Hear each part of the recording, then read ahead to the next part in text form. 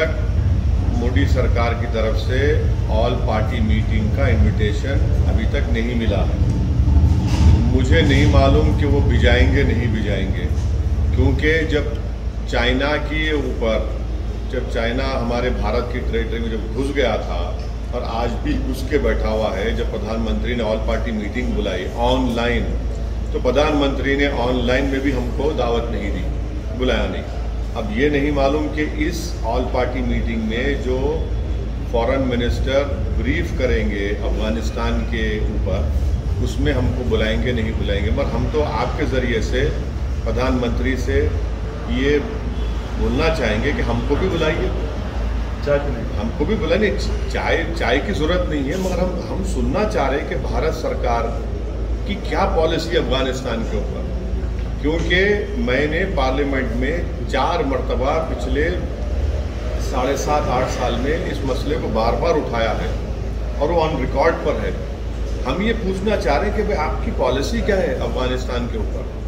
तो हम उम्मीद करते हैं कि गवर्नमेंट ऑफ इंडिया हम AIMIM पार्टी को भी इस ऑल पार्टी मीटिंग में इनवाइट करेंगे। लेकिन तालिबान को लेकर के आपका क्या रवैया है सर? अरे मैं आपसे कह रहा हूँ ना, ऑर्गेनाइजेशन है या नहीं? सुनिए, क्योंकि तालिबान अगर आया वहाँ पे तो कई सारे ऑर्गेनाइजेशन जैसे कि जैसे मोहम्मद है, ISI है, सभी लोग सक्रिय हो जाएंगे और अपने लिए काफी खतरनाक। प्रसाद साहब, आप तो मेरे मुंह के अल्फाज छीन लिए। यही तो हम सुनना चाह रहे प्रधानमंत्री से।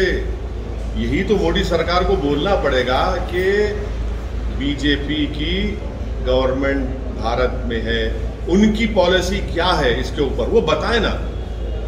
वही नहीं पूछना चाह रहे। भारत का प्रधानमंत्री तो मैं नहीं हूं ना। ये सवाल आपका बहुत सही है। ये भारत के प्रधानमंत्री और उनके सरकार को सवाल का जवाब देना पड़ेगा। आपके सवाल बड़े बुनियादी है।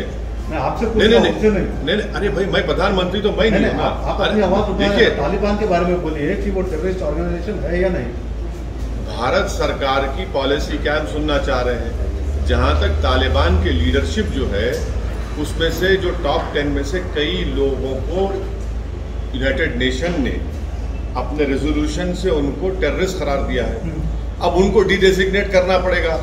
तो भारत सरकार अगर आएगा तो करेगी नहीं करेगी, मेरा सवाल आपसे, क्योंकि आप मोदी सरकार की तर्जुमानी कर रहे हैं। अरे बात तो सही है ना प्रसाद साहब। आप जब कह रहे हैं तो हम तो वही पूछना चाह रहे हैं। ये तालिबान के कई लीडर्स जो है, उनके ऊपर यूनाइटेड नेशन के सैंक्शंस है, उनको डिडेजिग्नेट करना पड़ेगा। तो क्या चीन करेगा? भारत तो सिक्योरिटी काउंसिल का भी फिलवक्त। और फिर सुनिए, दोहा में हमने उनसे एक हेलो हाई किया, पूरी तरह नहीं किया। 2020 में हमने एक अनऑफिशियल एजेंसी से उनसे बातचीत की। यही तो हम जानना चाह रहे हैं कि आपकी क्या पॉलिसी है। आपने प्रधानमंत्री ने, सुनिए, प्रधानमंत्री ने काबुल जाकर आपके चैनल पर दिखाया गया कि गनी के साथ आपने पार्लियामेंट का उद्घाटन किया और भारत के प्रधानमंत्री ने स्पीच भी दी।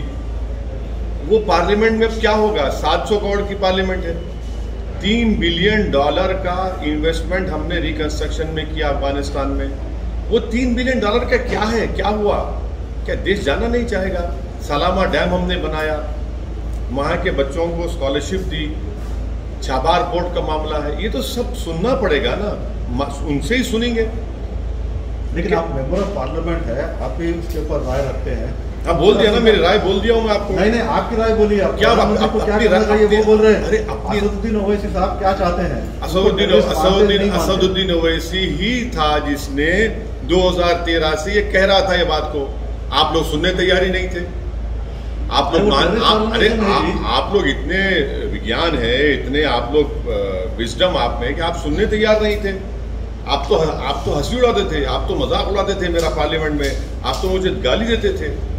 अब देखिए, अब इसका कौन जवाब देगा? अच्छा, मोदी जी इतना अमेरिका के करीब हो गए थे, वही अमेरिका सब बंद बना के भाग गया।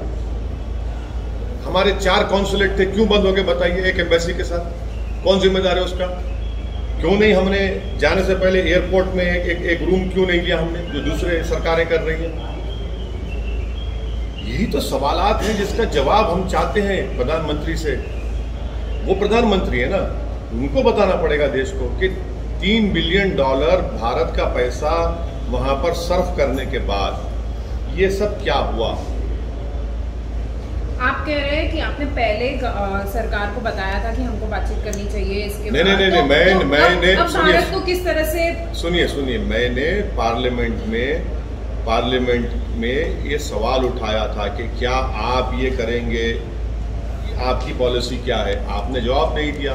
मैंने आपको बाखबर किया, मैंने आपको कॉशन किया, तो आप सुनने तैयार नहीं थे।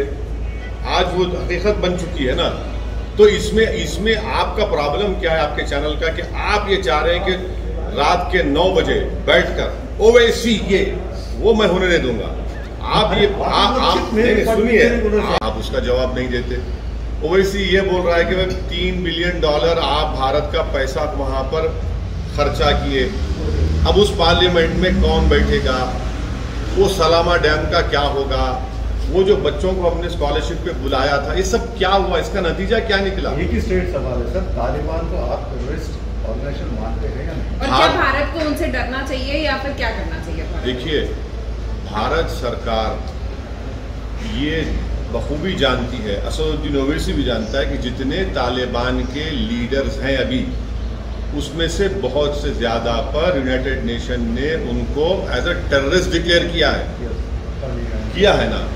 तो फिर आपको ही मानना पड़ेगा, मेरे को ही मानना पड़ेगा ना, यूनाइटेड नेशन का मानना पड़ेगा। मगर हम ये पूछना चाह रहे, आपने 2020 में उनसे मुलाकात की, यही टेररिस्ट से जिसको यूनाइटेड नेशन ने किया। आपने दोहा में उनसे मुलाकात की नहीं की। अब ये हम गवर्नमेंट ऑफ इंडिया ने दोहा में मुलाकात की ना, तो आप ही ने रिपोर्ट किया था। आप भूल जा रहे हैं, आपका चैनल पे आपने दिखाया था बड़ा। हम ये सवाल हम पूछना चाह रहे हैं। हम तो उम्मीद करेंगे कि मोदी सरकार हमको भी दावत देगी। वो हमारे 2 MP हैं, मगर हम भी थोड़ा सुनना चाह रहे। बुलाइए हमको भी पार्लियामेंट में। क्या बोलेंगे अगर बुलाए तो? हाँ, बोलेंगे नहीं, हम सुनना चाह रहे भाई। वो तो ब्रीफ करेंगे, फॉरेन मिनिस्टर जयशंकर साहब जो है ब्रीफ करेंगे। सुनना चाहेंगे ना, हमको भी सुनाइए। हम भी ट्विंकल लिटिल स्टार हैं। लेकिन जिस प्रकार से भारत अभी अफगानिस्तान से अपने नागरिकों को, दूसरों को लेके आ रहा है, बहुत अच्छा कर रहा है। क्या प्रशंसनीय है? बहुत अच्छा कर रहा है, बहुत जरूरी है, वो लेके आना चाहिए उनको। मगर हम तो ये सोच रहे थे कि वहाँ पर एयरपोर्ट पे हम एक हिस्सा, एक एयरपोर्ट का हिस्सा, दूसरे एम्बेसीज ने एयरपोर्ट में एक रूम लेकर वहाँ पर अपना झंडा लगाया अपनी कंट्री का। हम भी लगाना चाहिए था हमको, क्योंकि एयरपोर्ट अमेरिका कंट्रोल में है। एयरपोर्ट अमेरिका कंट्रोल में है। अभी भी अगर हमारे कोई नागरिक है तो उनको बिल्कुल निकालना चाहिए। अब एक बात आप लोग भूल रहे हैं, जिस जगह से हम यहाँ बैठकर इंटरव्यू कर रहे हैं, यहाँ का इंजीनियर को टेररिस्ट ने मार दिया था। हमारा इंजीनियर मारा गया, आंध्रा का, तेलंगाना आंध्रा का, जाने दी गई है। तो यही तो हम सवाल पूछना चाह रहे हैं उनसे। आप जवाब ही नहीं सुन रहे, हम सुनना चाह रहे। आप मुझे प्रधानमंत्री बना दे रहे, तो गलत बात है ना। मैं तो सत्ता में नहीं हूँ, मेरे सवालात करना मेरा काम, मेरा डेमोक्रेटिक राइट है। लेकिन ये भी कहा, मगर आपको इतनी तकलीफ क्यों हो रही है बताइए ये सवालात से? 3 बिलियन आपका भी पैसा है ना उसमें। 99 स्टोर्स के जरिए हैदराबाद और दीगर शहरों में धूम मचाने के बाद इजी एक्सप्रेस ने घर बैठे शॉपिंग करने के ख्वाहिशमंद अपने कस्टमर्स के लिए लॉन्च की है अपनी वेबसाइट, जिसका नाम है wholesale99.in। इस वेबसाइट पर 1000 से ज़्यादा वैरायटीज़ के प्रोडक्ट्स मौजूद है। ऑनलाइन शॉपिंग के ख्वाहिशमंद अफराद wholesale99.in पर जाकर अपना ऑर्डर बुक कर सकते हैं और 100 रुपये डिलीवरी चार्ज पर आपका बुक किया आइटम आपके घर तक पहुंच जाएगा। प्रोडक्ट्स की डिलीवरी ऑल ओवर इंडिया मौजूद है। इस चीज़ के साथ साथ रिटर्न पॉलिसी भी मौजूद है, जिसके तहत प्रोडक्ट पसंद न आने पर आप इजी एक्सप्रेस 99 के प्रोडक्ट्स वापस भी कर सकते हैं। जो आइटम्स दीगर वेबसाइट्स पर महंगे बिकते हैं, वो इजी एक्सप्रेस 99 स्टोर की वेबसाइट पर सस्ते मिलते हैं।